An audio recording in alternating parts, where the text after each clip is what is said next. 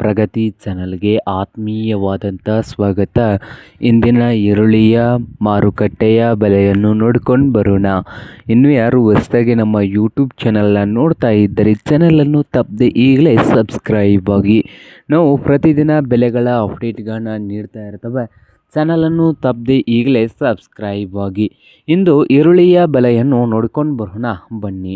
ಇಂದು ಈರುಳ್ಳಿಯ rate ನೋಡೋದಾದರೆ ಮೊದಲನೇದಾಗಿ ಕಲಬುರಗಿಯಲ್ಲಿ ಒಂದು ಕ್ವಿಂಟಲ್ ಈರುಳ್ಳಿಯ ಬೆಲೆ 800 ರೂಪಾಯಿದಿಂದ ಹಿಡ್ಕೊಂಡು 1900 ರೂಪಾಯಿವರೆಗೆ ಬೆಲೆಯನ್ನು ಹೊಂದಿದೆ.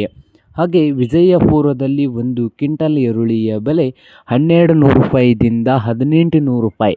1200ದಿಂದ 1800 ವಿಜಯಪುರದಲ್ಲಿ ಒಂದು ಕ್ವಿಂಟಲ್ ಈರುಳ್ಳಿಯ ಬೆಲೆಯನ್ನು ಹೊಂದಿದೆ.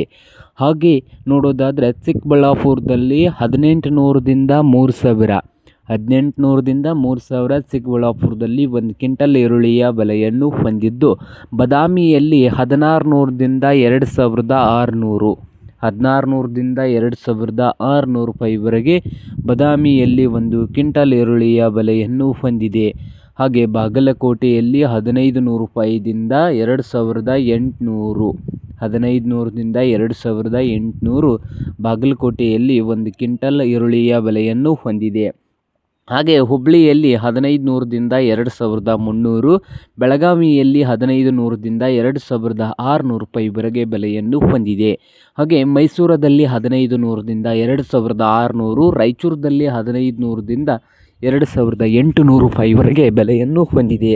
ಇದು ಇಂದಿನ ಈರುಳ್ಳಿಯ ಬೆಲೆ ಆಗಿದೆ ನೋಡಿ ರೈತರೇ.